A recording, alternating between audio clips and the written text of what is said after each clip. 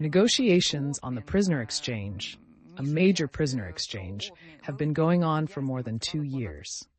They began before the detention of the Wall Street Journal journalist Evan Hershkovich in March of 2013.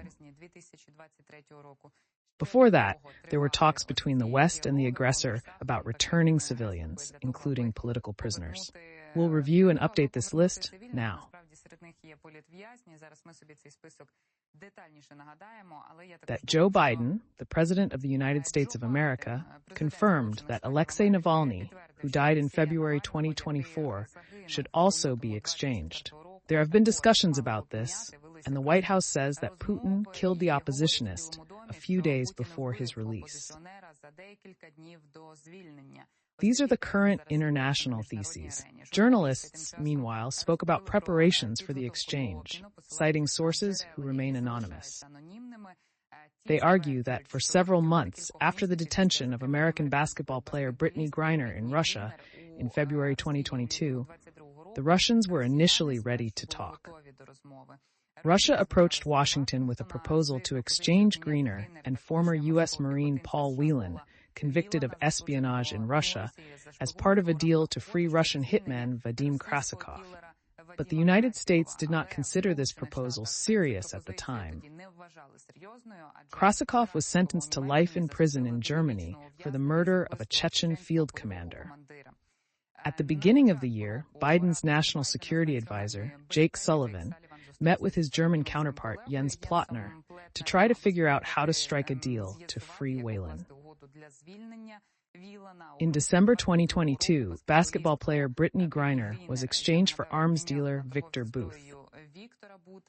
U.S. Secretary of State Anthony Blinken talked about the exchange with the German foreign minister on the sidelines of a meeting in Japan on April 17, 2023. Then a new option was proposed. If the Germans allegedly released Krasikov, they would receive Russian opposition leader Alexei Navalny in return. However, in March 2023, the Kremlin detained journalist Evan Hershkovich of the Wall Street Journal, and in October 2023, journalist Alsa Kermashova of Radio Liberty. After that, Washington made another exchange offer in Moscow that did not include Krasikov, and it was rejected. On January 16th, the U.S. president called Olaf Scholz to request a White House meeting, with political prisoners being the main topic.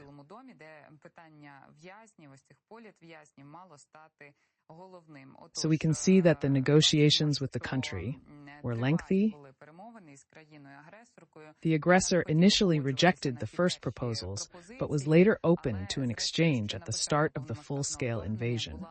However, the detention of the American journalist changed the situation. Now let's remind ourselves who is returning to the United States, to Western countries, as part of this exchange. First and foremost is Evan Hershkovich, a Wall Street Journal journalist and U.S. citizen, arrested in March 2023, year in Yekaterinburg. The Russian prosecution, of course, claims that he was collecting classified information on the territory of the Sverdlovsk region about the activities of a defense enterprise on behalf of the CIA. Former U.S. Marine Paul Whelan, who was arrested in Russia in 2018, flew to the wedding of a former colleague. He was detained because of a flash drive with allegedly classified information, and in June 2020 was sentenced to 16 years in prison on espionage charges. The travel of the U.S. military to the Russian Federation is something very strange and not entirely understandable. On the one hand, they are the United States military, and in principle, the NATO Defense Alliance was created to counter external threats. But they still come to the Russian Federation and do so even after a full-scale invasion has begun.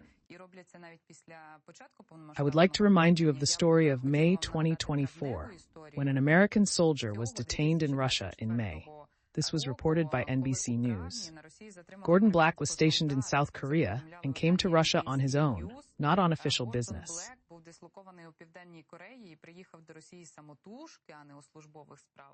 U.S. officials say he finished his tour of duty and headed back to America, but made a side trip to Vladivostok, Russia. He probably came there to visit a woman with whom he had a romantic relationship, without the permission of his superiors. When we managed to find information about him,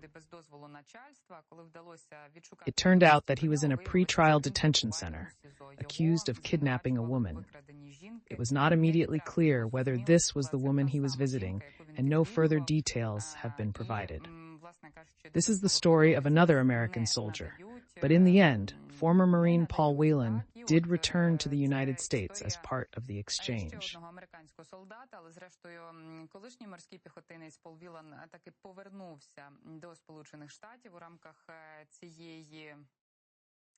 Alsu Kurmashova, a Russian-American journalist and editor of the Radio Liberty Project, lived in the Czech Republic and was detained in the summer of 2023 in Russia, where she had come for family reasons.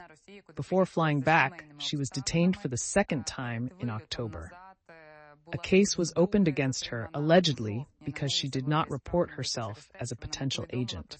This is part of their information and disinformation attacks on everything called media or related to media.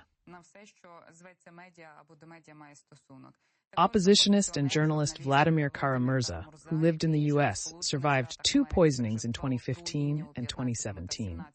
Since April 2022, he has been in pre-trial detention and was sentenced to 25 years in April 2023 for spreading false information about the Russian army, involvement with an undesirable organization, and high treason. After the exchange, 12 German citizens and Russian political prisoners arrived in Germany.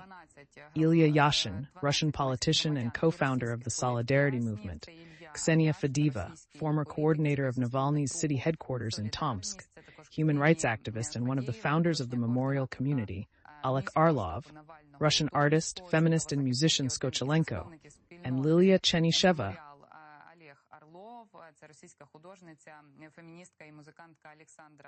who headed the headquarters of Alexei Navalny; opposition politician Andrei Pivovarov, former head of the Open Russia Civic Network movement; Vadim Astatin, former head of Navalny's headquarters; and German and Russian citizen Kevin Lick, 18, who first lived in Germany and then moved to Russia with his mother.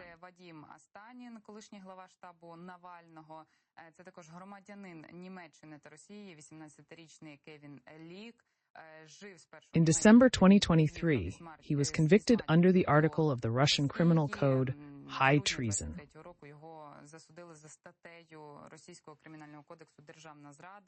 German citizen Rico Krieger, who worked as a doctor, was convicted in Belarus. Also, German citizen Patrick Schiebel, who was detained in January 2024 for marijuana gummy bears,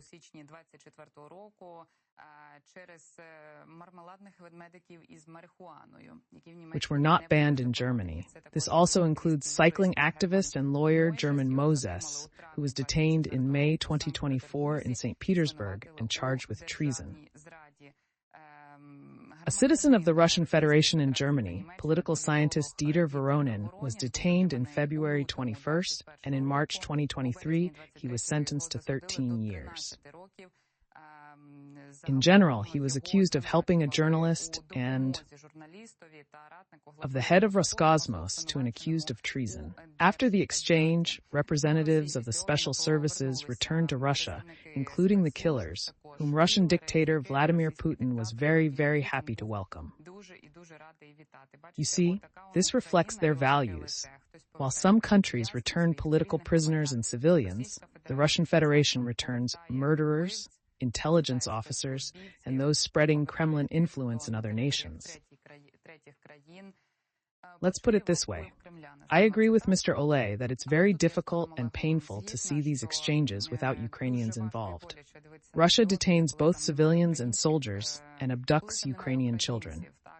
The absence of Azov fighters, who have not been returned for a long time, suggests Russia is unwilling to conduct these exchanges. The main intelligence directorate of the Ukrainian Ministry of Defense confirms this.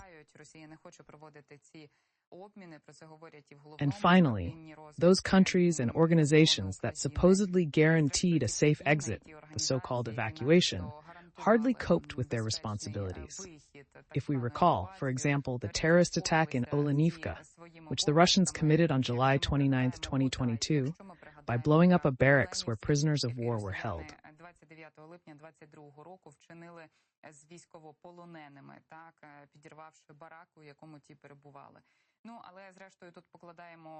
Ultimately, we rely on the Ukrainian coordination headquarters, intelligence officers, diplomats, and supportive countries to help us return Ukrainian soldiers, civilians, and children.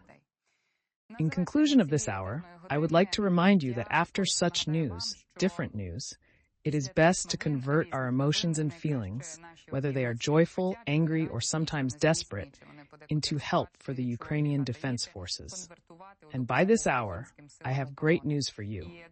You have the opportunity to help the Ukrainian Defense Forces right now, because the 13th Brigade of the National Guard Charter has announced its largest ever fundraiser to purchase an arsenal of drones and equipment for them. The goal is ambitious, 40 million hryvnias. This fundraiser aims to support operations on the northern border of the Kharkiv region, where battles with the invaders continue. We are launching our largest fundraiser to date to purchase drones, signal amplifiers, and protection. The full details are currently kept secret to surprise the enemy, though we certainly do not wish to surprise the invaders in any pleasant way.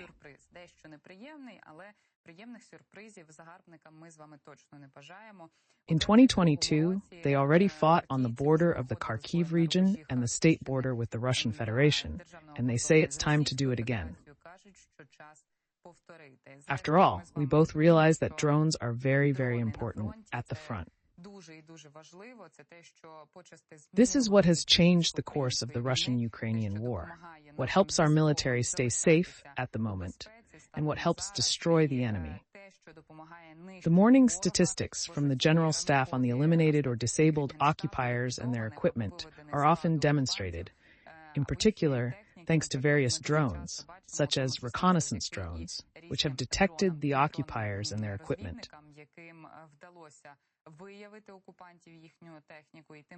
As well as kamikaze drones that sent a fiery greeting to the occupiers at close range. We urge you to join this collection if you can. By scanning the QR code, you will see the details. It is very important to continue to help the Ukrainian Defense Forces. You see, our desire and hope for a better future, which we are sometimes afraid to even think about, is an opportunity to bring it at least a little bit closer. I'm going to ask our team to show the QR code once again, as we're running out of time. If you didn't have time, I hope that thanks to our team, you will be able to scan the QR code and help.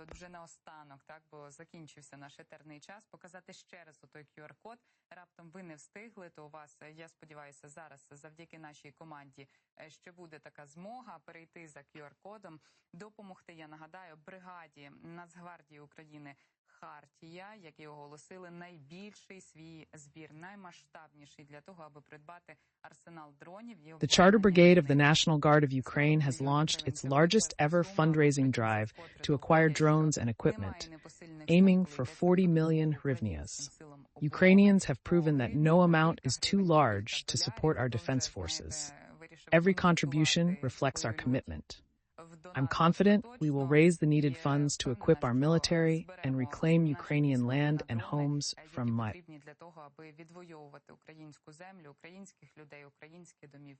the enemy.